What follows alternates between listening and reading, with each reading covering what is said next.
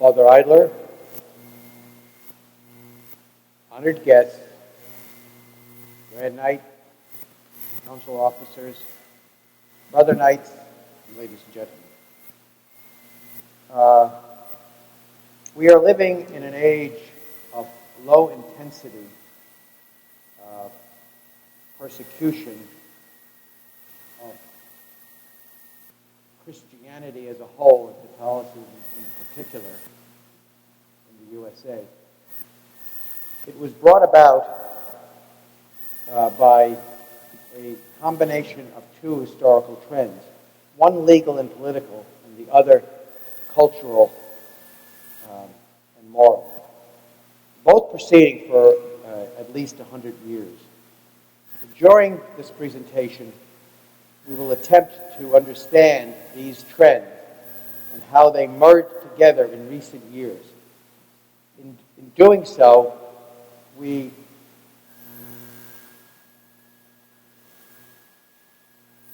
will impose on myself certain disciplines. And the first is to avoid any political commentary. For example, I will not mention the name of any of the 20 or so presidential candidates for the 2016 election. I will also impose upon myself a ban on doing any theological speculation. For example, was it just a coincidence that the long length of the sexual abuse revelations, which immediately preceded the emergence of the successful imposition of the redefinition of marriage?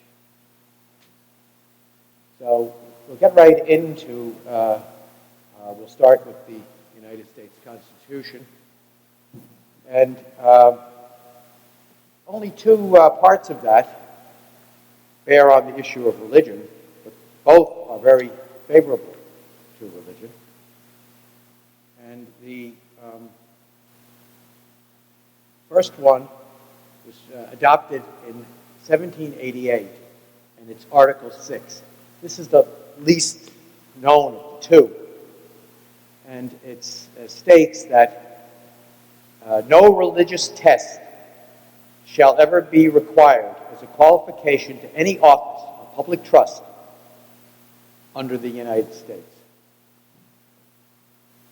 The second provision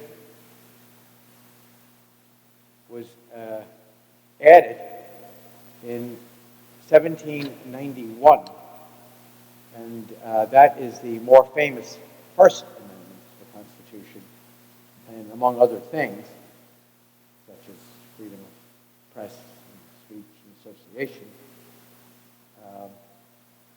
there states that Congress shall make no law respecting an establishment of religion or prohibiting the free exercise thereof. Continues with the other rights. So, religious freedom in this country is the first freedom of the first freedoms.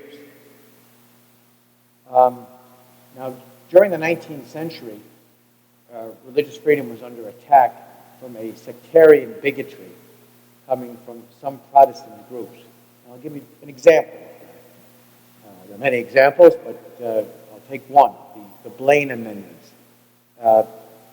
Senator James Blaine of Maine would go around getting states and getting the federal government to adopt a bans on government aid to Catholic schools. And now some of the attempts were a bit ham-fisted, and some of them were a little more sophisticated. But what it resulted in the following, that the Blaine Amendment failed by 4 votes in the U.S. Congress to pass, but it was adopted in 37 states. And I'll say to the credit of New Jersey was not one of them. And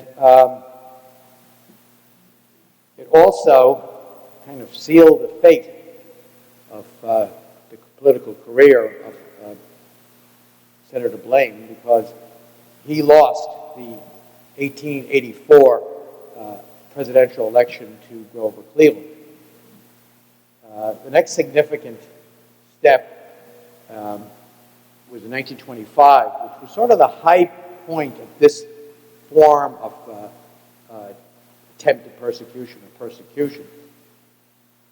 That year, Oregon, of all places, banned all private and parochial schools, outlawed them, requiring all children to be sent to public schools. When some Catholic parents and teachers brought it before the U.S. Supreme Court, the Supreme Court declared that the state law was unconstitutional. The name of that case is Pierce versus Society of Sisters. Now, the next case that came down on the religious liberty is very significant. It's the prejudice. The case is Engel versus Vitale. The year is 1962. That was followed a year later by the Schempp case. Did I say 1862? In 1962. In 1963, the Schempp case was a famous one banning prayer in public schools. And the Engel versus Vitale banned devotional Bible reading in public schools. But what happened here was, this was not brought by sectarian groups targeting Catholics, but secularists or atheistic groups targeting Christians, okay, but really all religions. Okay. It's an anti-religious, secular basis. 1962, and what was interesting there is, before that, the Supreme Court would say things like, this is a matter for the states, not the federal government. They would say things like, who's this person, citizen, complaining about the money going to a Catholic school or something like that, or prayer being held. But it expanded in First Amendment parlance the concept of standing. You're standing to bring a suit. So they just allowed a taxpayer from any school district to bring a case against the school. That opened the floodgates, so to speak. But that was a big change. These new rules, plus the different type of persons bringing these actions against religious bodies.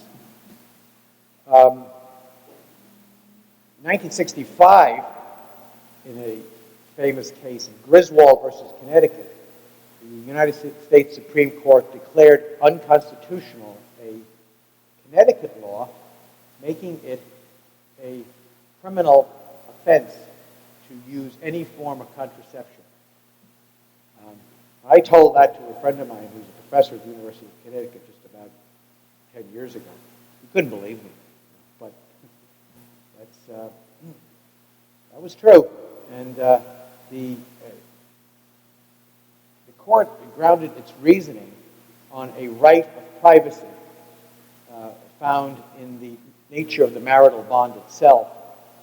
And also, this happens a lot in these cases, a precedent of the case of Pierce versus Society of Sisters from 1925. Because in that case, the court had stated that the parents had the right to send children to the school of their choice, and that right was a privacy right. And now they recognize a right of privacy in the U.S. Constitution based on the history of Pierce versus Society of Sisters. And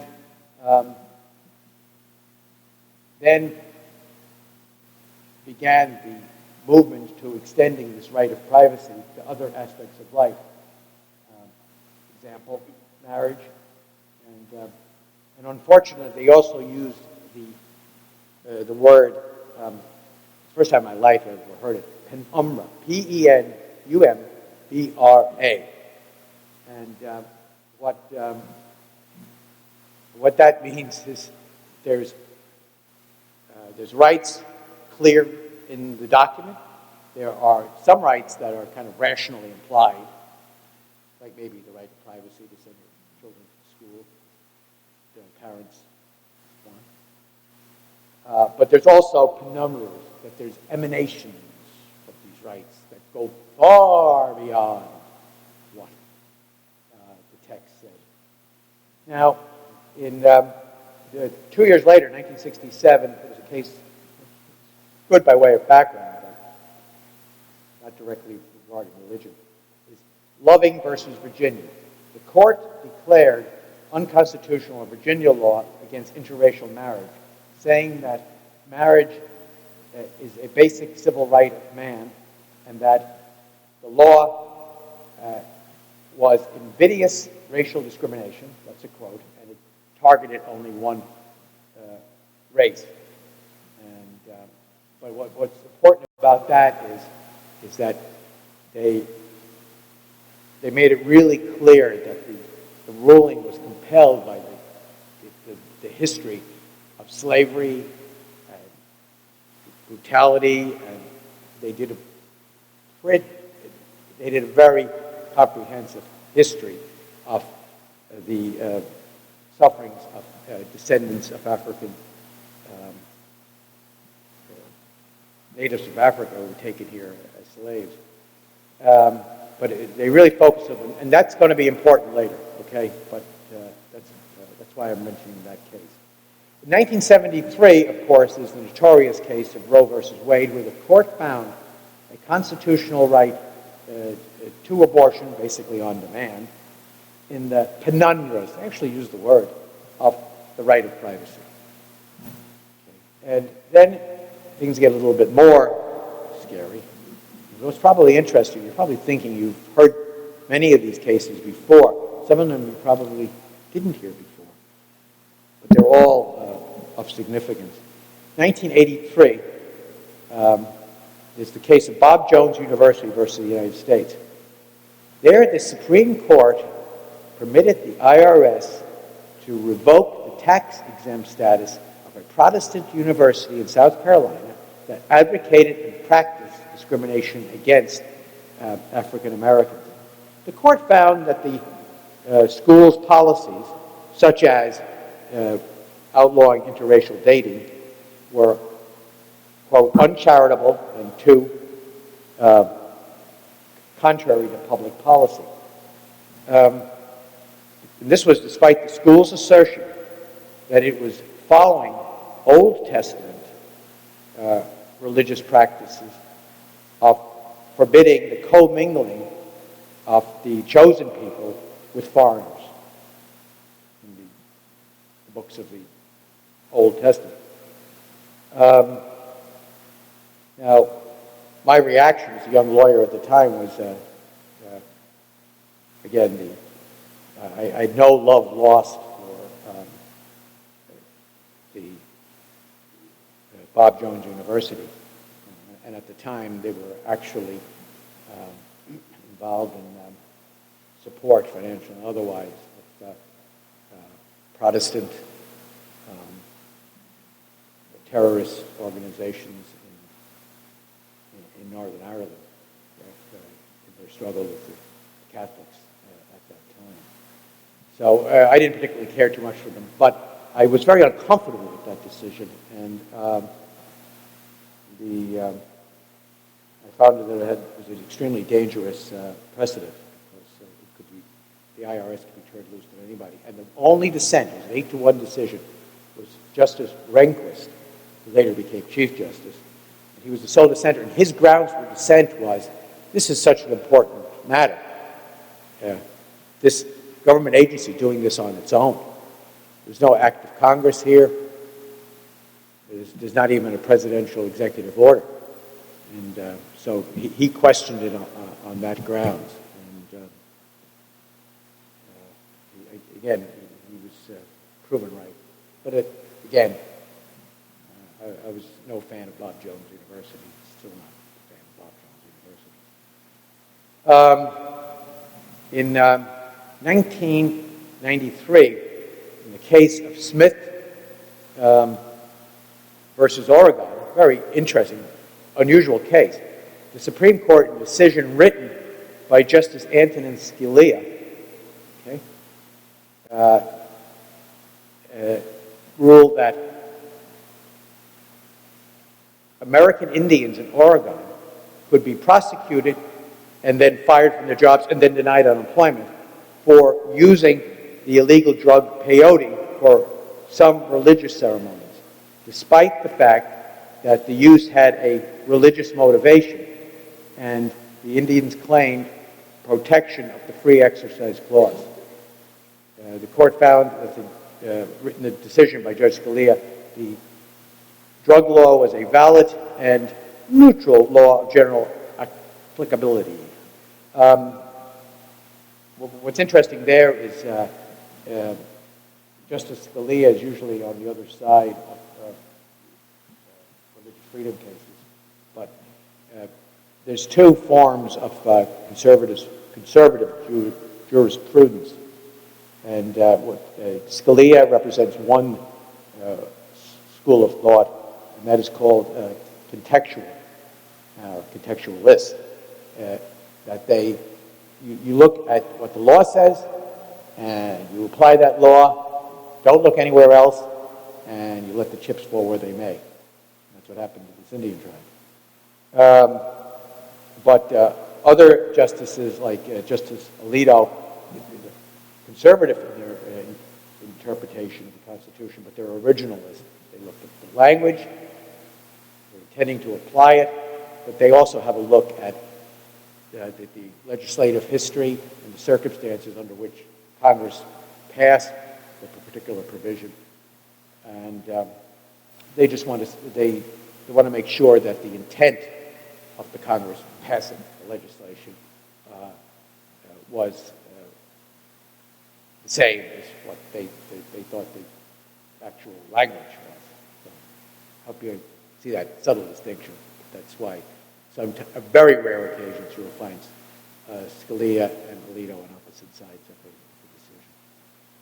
That's 1993. In response, immediately, Congress passed a law called the Religious Freedom Restoration Act, RFRA.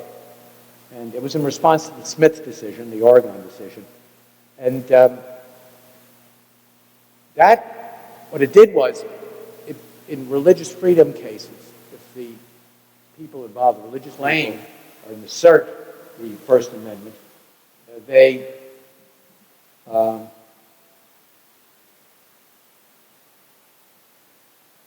government, in order to overcome the religious freedom provisions of the First Amendment, have to show two-pronged extra burdens of proof.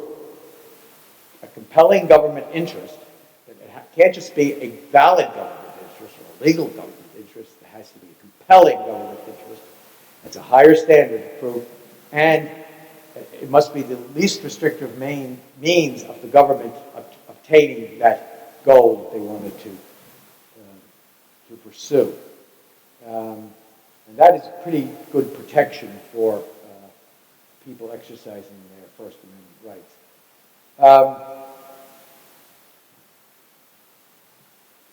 However, there was another case that year in which the Supreme Court ruled that the Religious Freedom Restoration Act was unconstitutional only if applied to the states. In other words, what they said was federal is perfectly valid. By the way, it was signed by President Bill Clinton. But it could have, under the doctrine of separation of powers, it couldn't bind the state, so each state would have to adopt a similar provision, and they have, and it's almost identical language with the federal RFRA, Religious Freedom Restoration Act. 31 states have done so since 1993. New Jersey has not, so New Jersey comes out even in this game. This is one goal against New Jersey. In 2003, in the case of Lawrence versus Texas, the Supreme Court declared the Texas law criminalizing, quote, deviant sexual intercourse was an unconstitutional violation of the right of privacy. The decision was written by Justice Kennedy, who is the one who's used this theory of penumbras most often.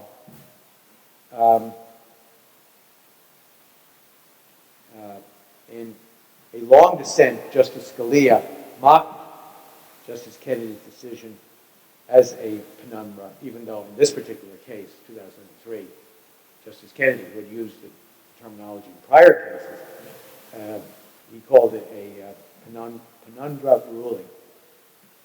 So, again, that was just the criminal aspect of the homosexual issue. In 2013, in the case of U.S. versus Windsor, the court declared DOMA, which is Defense of Marriage Act, which had been passed by Congress and signed by President Clinton again in 1996, and declared that unconstitutional. What that did was it gave the states the right to opt out if another state recognized a homosexual marriage. And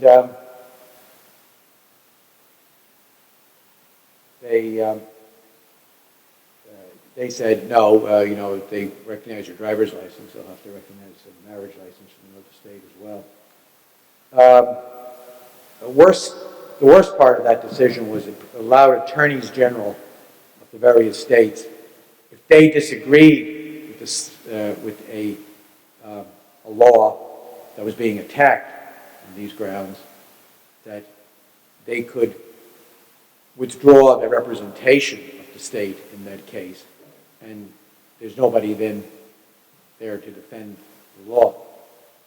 And in a way, I think that's what happened in Pennsylvania,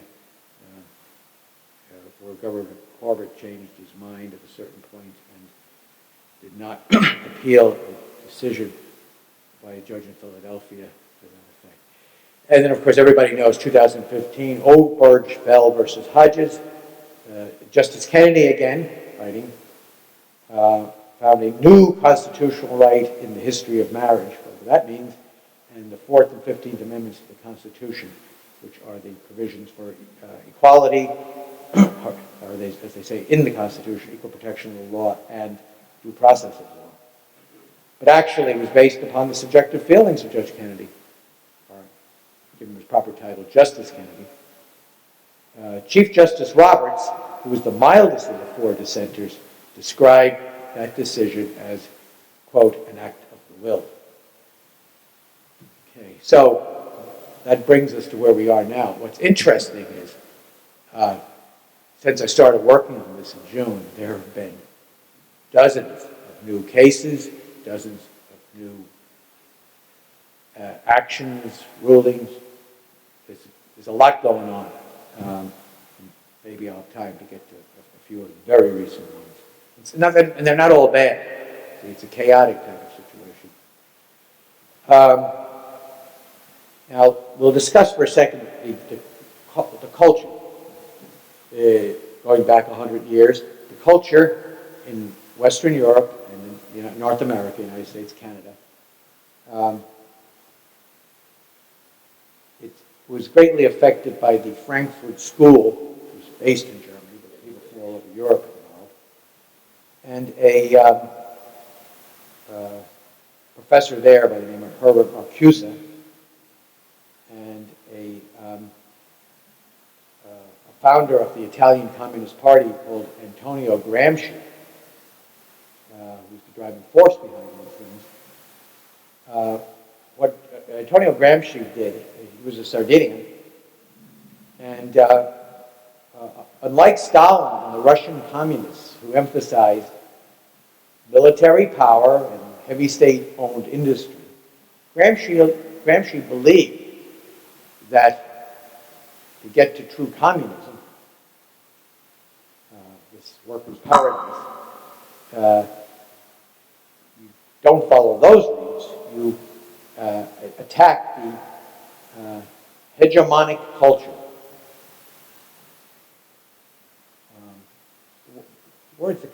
Jews are even more complicated than those used by Western lawyers. I don't know. Anyway, hegemonic cultures. And what is this hegemonic culture? It's folklore, popular culture, religion. And these provided the superstructure for capitalism and economic oppression. Thus, intellectuals and community organizers must work to destroy this civil society and its superstructure by attacking the family, the educational system, religion, labor unions. These mediating private sector institutions, according to Gramsci, help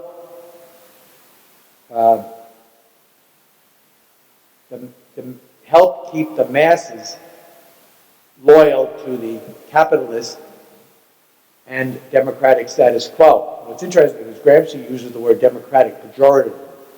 He didn't like democracy. It was a bad thing. Controlling the civil society rather than the industrial and military might of the country, as in the Soviet Union. Now, in Western Europe, his ideas were a forerunner of the Euro-communism of the 1970s and 1980s.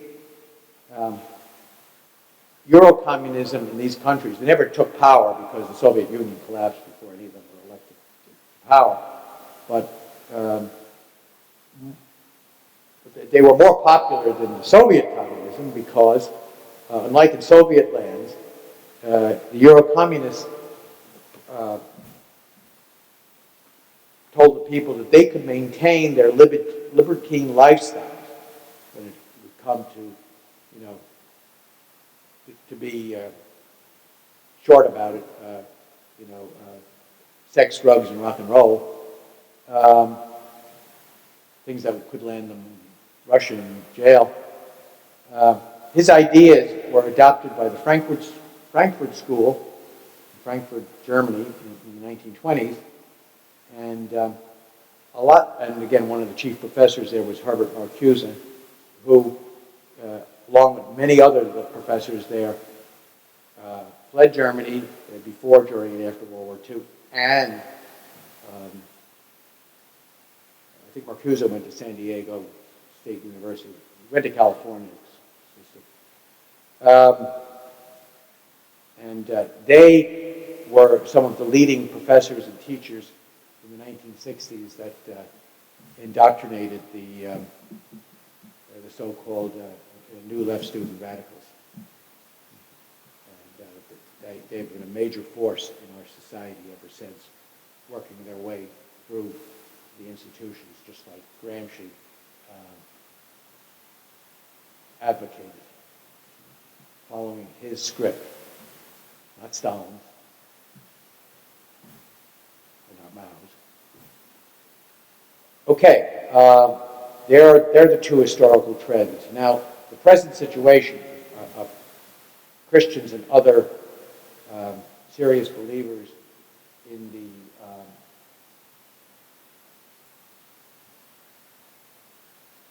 United States today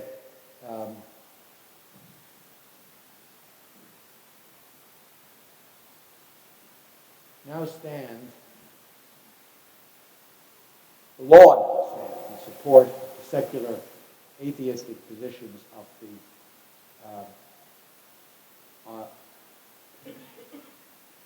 the non-believers on the issues of same-sex marriage, abortion on demand, euthanasia, euphemistically called physician-assisted suicide, which is now legal in 5 states. And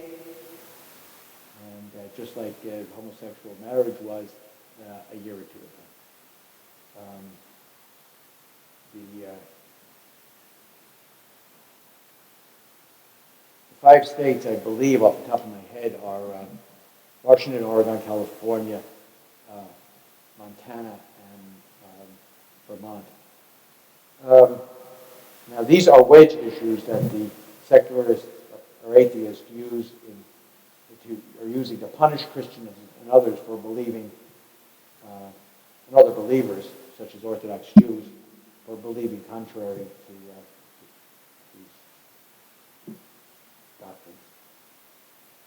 They'll use them to drive them and their ideas out of the public square, deprive them of their public offices, despite Article 6 of the Constitution, and deprive them of private employment, which is legal because it's the private sector. But it goes on, and again, they've impoverished people. They have even imprisoned them. I'm just going to give you a few examples of. I'll go quickly through it. These are just a few examples of what's happened. In Oregon, a Christian-owned bake shop was forced to close after its owners were harassed and received death threats for declining to bake a cake for a same-sex wedding. In Indiana, a family-owned cookie shop faced discrimination investigation after declining to make rainbow cookies for National Coming Out Day. In Kentucky, a T-shirt company was investigated by the Human Rights Commission after it declined to make T-shirts for a local homosexual advocacy group. In Colorado, a baker is facing possible jail time and a fine if he continues to decline to bake cakes for same-sex weddings. In California, a woman, the first time that ever happened to me. A woman in a same-sex relationship successfully, now remember this, 2 doctors who declined to perform artificial insemination on her. And they exerted religious grounds. That is ominous. Okay? And get involved with the medical profession. Get between the patients and their doctors. And compel the doctors to do things against their conscience. That is scary.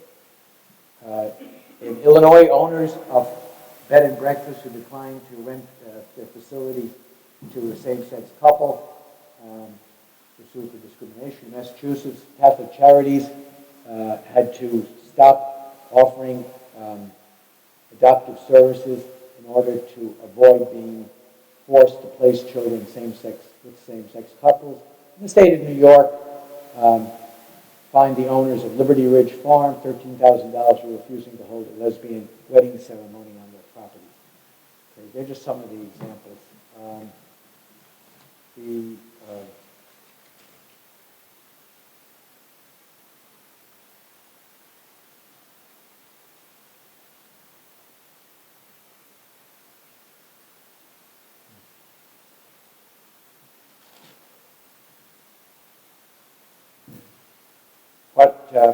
What is looming in the future is it's about as scary as the medical thing. I'll go back to April of this year. Two events. And first one was a very well-known political figure who opposes the ban on partial birth abortions and supports Planned Parenthood, said the following, speaking to a pro-abortion conference in New York. Quote, all laws we've passed don't count as much if they're not enforced. Rights have to exist in practice, not just on paper. Laws have to be backed up with resources and political will and deep-seated cultural codes. And religious beliefs and structural biases have to be changed. So they're coming after our beliefs. Furthermore, same month, April 2015, at the oral argument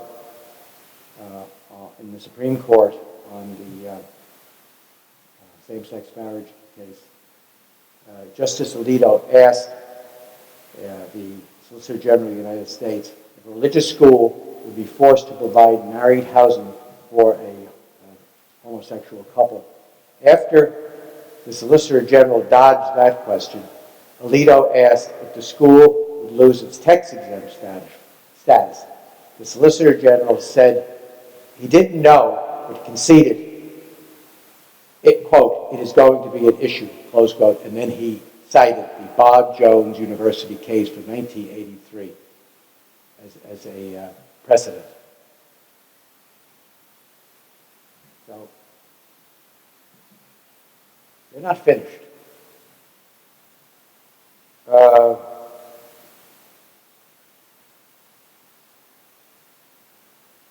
Just please note, when I give you these examples, that they demand not just compliance with these new laws, but also our assent and our approval. And this goes back to George Orwell, okay, and he wrote 1984, he wrote Animal Farm, and he was a member of the British Labour Party, and he couldn't sit still for communism in the 1940s when he did his writing. But what it is that it's right out of Gramsci, who advocated convert the majority and then suppress dissent in the minority. What can we do to resist this? Or what can we do to possibly restore some or all of our faith traditions? And I'm going to throw out a list in a minute or two of things. But some of them are options, some of them are actions. I'm not going to tell you which is which because it's up to each one of us to decide. But first of all, we have to ask ourselves, how do Christians stand in this country now? Are we a majority or a minority? I believe that we're an actual majority, but due to control by non-believers, okay, that's the atheists and secularists of the mass media, nearly a monopoly, and of the educational system from kindergarten to graduate school. Serious questions and other believers and observers are perceived as a despised minority. And since in this culture at present, perception is reality, we're best advised to assume minority status and take plan countermeasures accordingly. An example of this cultural control is the recent tendency, you may have noticed, of speaking of freedom of worship instead of free exercise of religion, as promised by the First Amendment to the Constitution. Freedom to pray, conduct services, is not much use as a practical matter if the churches are closed because they have lost their tax-exempt status. Our members are punished for publicly presenting, practicing their faith. And just a little aside there, that the difference between secularists, the way I look at it, is atheists, hardcore, they seem to have an emotional desire, to not only get us to obey these new laws, but again, we must believe, we must dissent, we must cheer, and we must cheer loudly. And they want to they're coming after our minds, our hearts, our consciences. The secularists, I have another view of them. I think they're following the French laissez-faire, which is since 1905. Because France had such a bloody history between religious groups and subgroups. They adopted this very strict separation of church and state.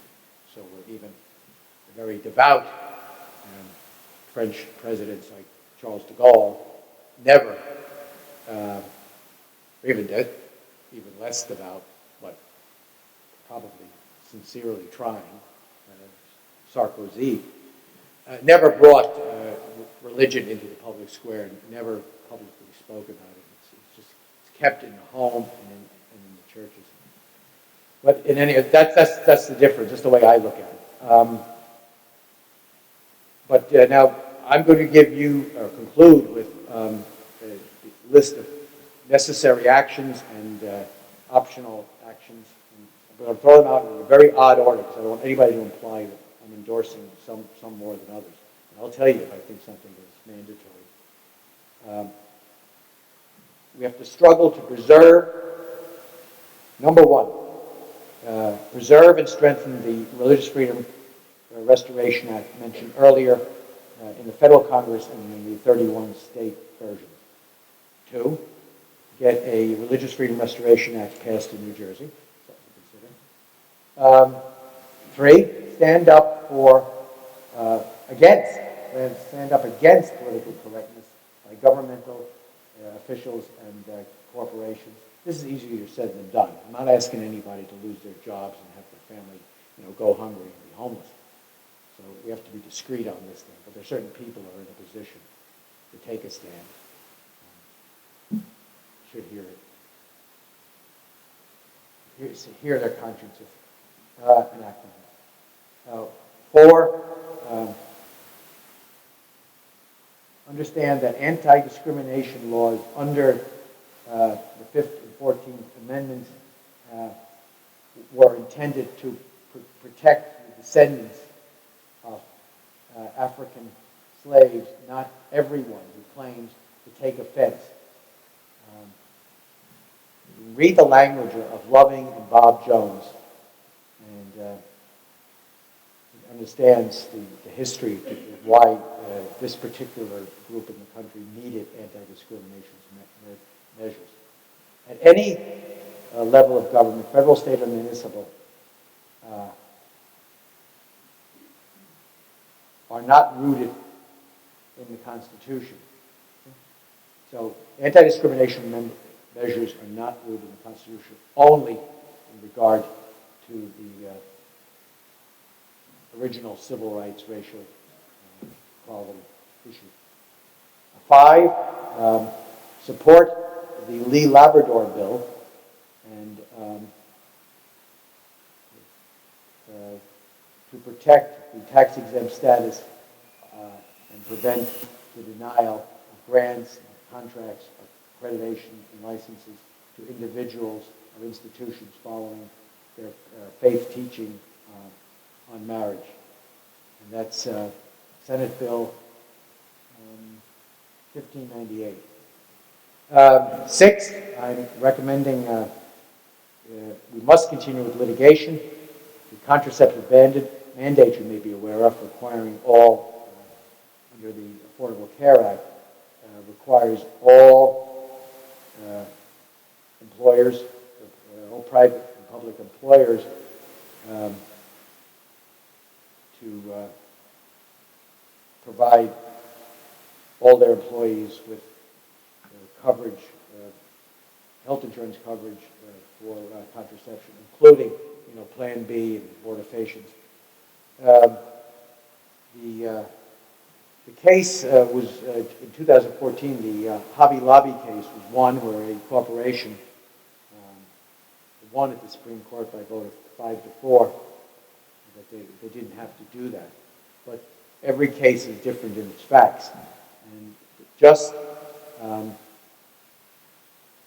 5 days ago, the Supreme Court agreed to hear the final appeal in the case of the Little Sisters of the Poor and several other Catholic organizations that have joined with them. And that's going to be heard in this term and decided before June. Now, in these cases, the Christians are up against the Department of Justice, funded by tax money. And contesting these will be very expensive and costly to the Christian community and their organizations. The plaintiffs claiming conscientious objection are represented by public interest attorneys such as the Alliance Defense Fund from Phoenix, the American Committee for Law and Justice from Washington, D.C. and Kentucky, the Beckett Fund, the Liberty Council, and the Thomas More Law Center from Chicago. The other side, the other side have unlimited war chest, and the people representing what I call now the conscientious objectors have huge legal fees, and of course they have expenses because the lawyers do have to feed their families. A lot of these lawyers, and I know them personally, they practice what they preach. So the guy who is devoted his whole life to representing Christians in these cases, and he's the father of 7 to 10 children, so who have to be fed, clothed, educated, and housed. We're dealing with a reality check there, and that's why it's going to cost money. And 7, we must fight back in public against the lies, political correctness, and bullying. That's a good word because that's what it is. And 8, we must make noise, like petitions, boycotts. Boycotts go both ways, by the way. The secularists and atheists are using it very effectively at the moment. It does what street demonstrations, marches, rallies. 9, and this is what I'd say is mandatory voting. It's the only means that can change the judiciary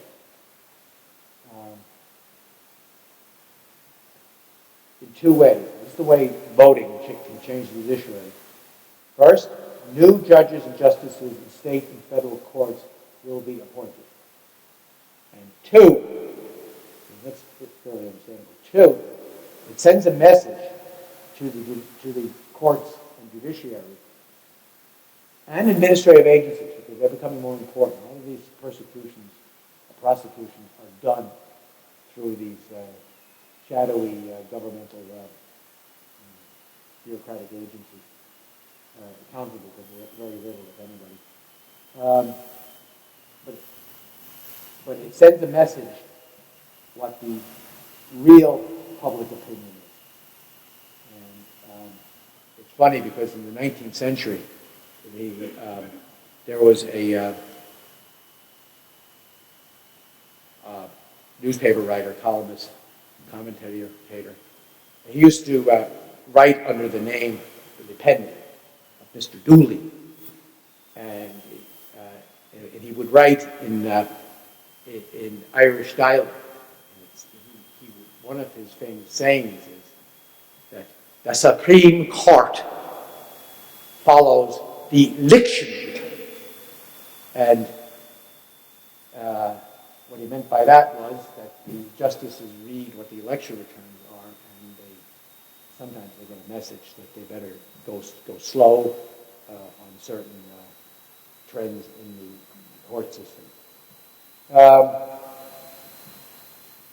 Christians are notorious for staying home in disgust because the candidates are not perfect, and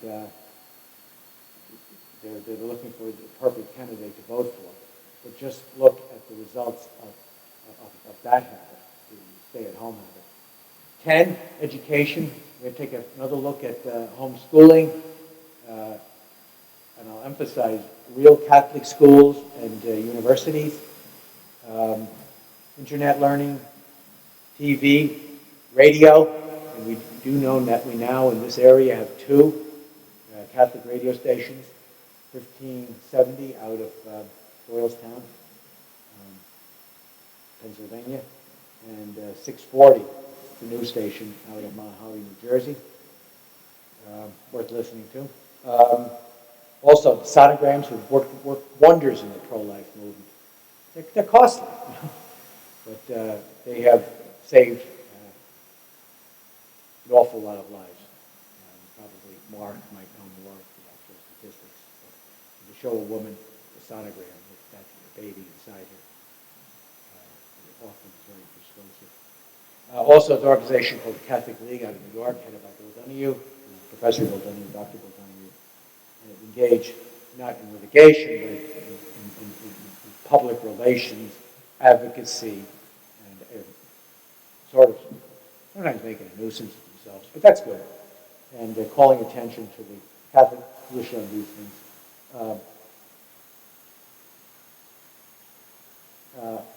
11 is what I call committees of correspondence, which again was the name of the American Revolutionaries when they started. That's the way they started, the committees of correspondence.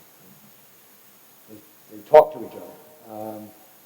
Then there's adult education, and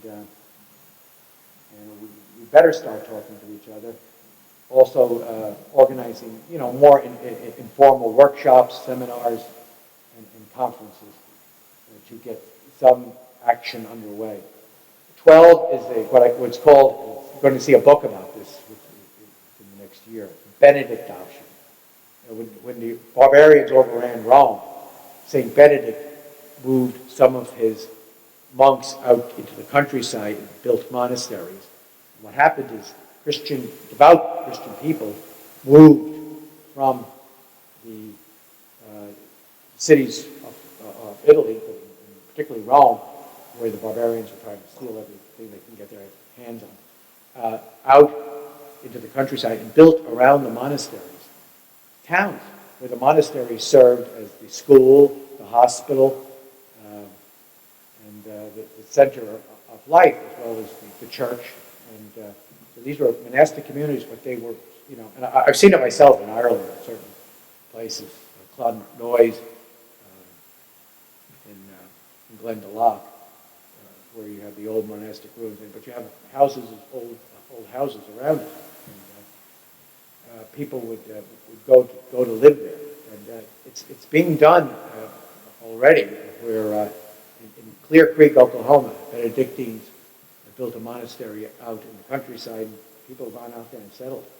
From other parts of Oklahoma mostly, and also in Alaska, the Russian Orthodox. There's a lot of Russian Orthodox up there because the first missionaries to the native people up there were from Russia. They've done a similar thing.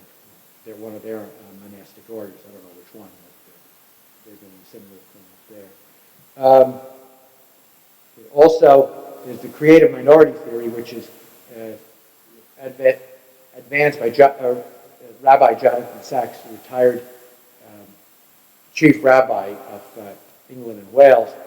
And he uses that as an example of creative minority. In other words, he talks about his own people over the centuries in Western Europe. Things didn't work out too well for them in Russia and Germany. But in Western Europe, they kind of got involved in things that other people depended on, like the diamond industry in Antwerp, Belgium, and other, in London, certain money lending and other things in the city of London.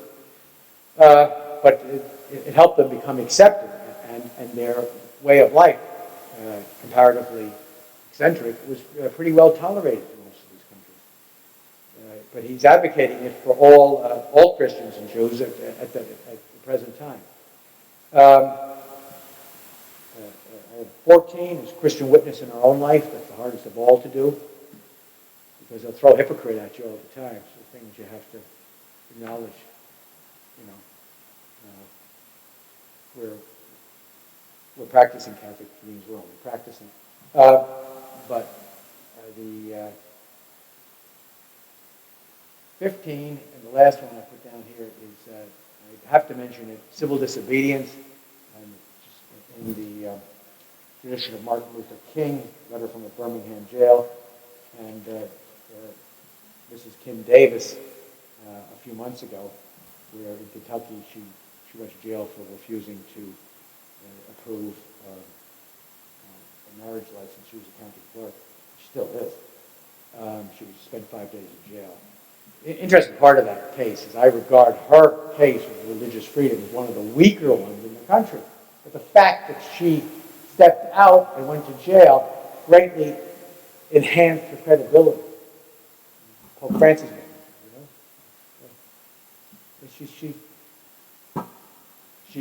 I think she grew in credibility. So anyway, what route are we to take? And I submit to you all of the above at some point. And assuming Christian and other believers are a minority, we have to use asymmetrical warfare, that is, political tactics of varying types to keep our adversaries, I'm sorry I have to use that word, but that's what the secularists and the atheists have become, keep them off guard. And not all these tactics are for everyone.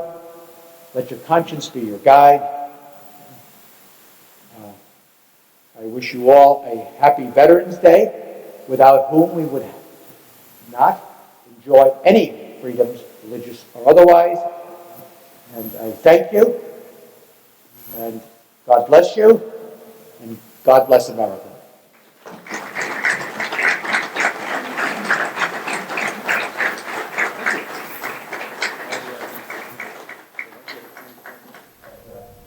Basically what the targeting is, they're coming after us, they're coming after our minds, our hearts, and our souls. Thank you, everyone. We'll ask our Grand Knight, John Pajawas, to come up for a second for a quick closing and prayer. Thank you.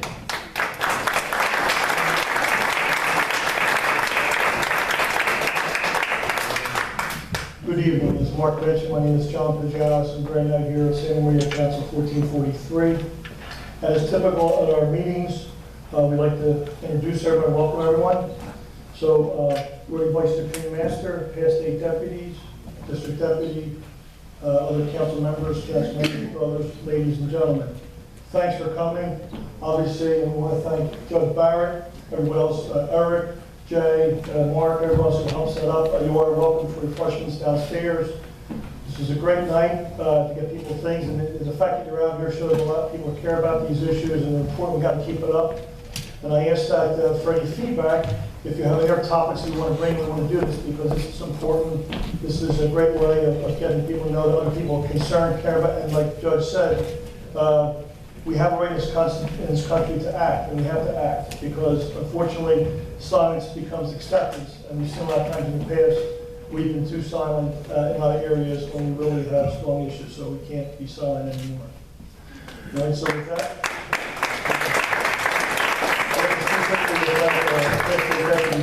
his wife for coming down, thank you. And past 8 deputy Angela Penta and our rescue master Reggie Beckett, thank you guys. We're lucky to have 3 past 8 deputies here, which is very rare. With that, I ask that we stand, and if we stand, let's turn and face the cross. In the name of the Father, and the Son, and the Holy Spirit, amen. Our Father, who art in heaven, hallowed be thy name. Thy kingdom come, thy will be done, on earth as it is in heaven. Give us this day our daily bread, and forgive us our trespasses, as we forgive those who trespass against us. And lead us not into temptation, but deliver us from evil. Amen. Venerable Father, Michael J. McGivney, pray for us. In the name of the Father, and the Son, and the Holy Spirit, amen.